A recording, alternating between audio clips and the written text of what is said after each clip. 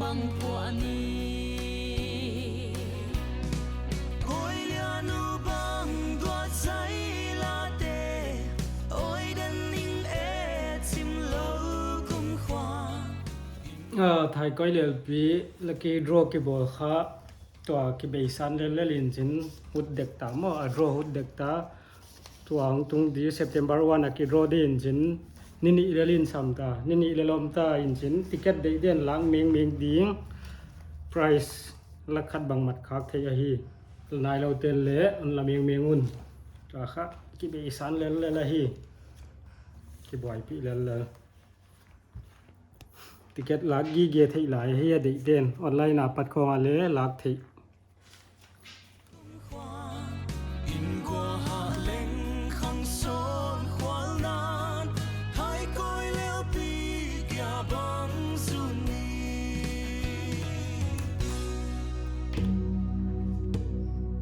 wana pupa tong le sam kem na hai koi leo pi lasian ni Hello. Tua kha thai koi lelpi 5th anniversary lucky draw ki ball pen kha ani tung ding heta hi a September ni khat ni tak lam dang ni a MV restaurant thingkang phai ki hong de ya tu ni August som ni le kwai ta ni khat ni om la ya wai to ki sa ya kha data entry tom bol ngai am jakin hai te kha e china ki hi a siang thâu thấy tô lệ hội thấy tô bà say cái số này giờ cái khác cái boy pi mama qua hiam ticket là khăn ai lâu yom lên khăn nghe ni lạc thì lại đi ngá ala khasa te lên adronia kha hong tela hong wapa hong thei pi dina kon chia lai wana tai koi len pi le lam ka khopia ki pana ki bol pai te pa wa ki suwa khateng tan chin bu a hi chi hi athakin kon ge na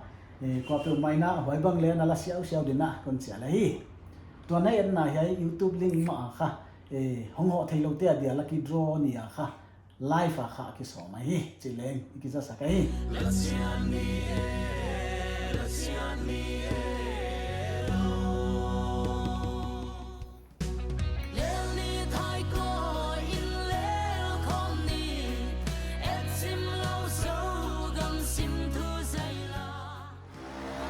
lottery draw na demun iwala di yaizon kha MV restaurant hi a alu to na hi yai lama lan valui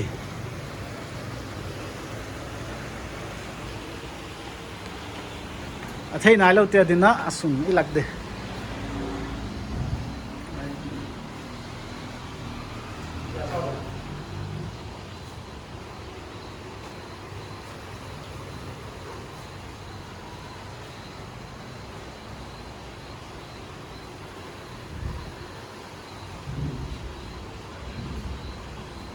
September 1 ni talam dang ni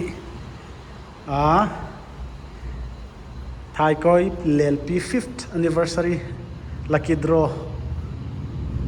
kha yai muna kha draw ki bol ding chi dane hai sunga ko pi ma hai hun wap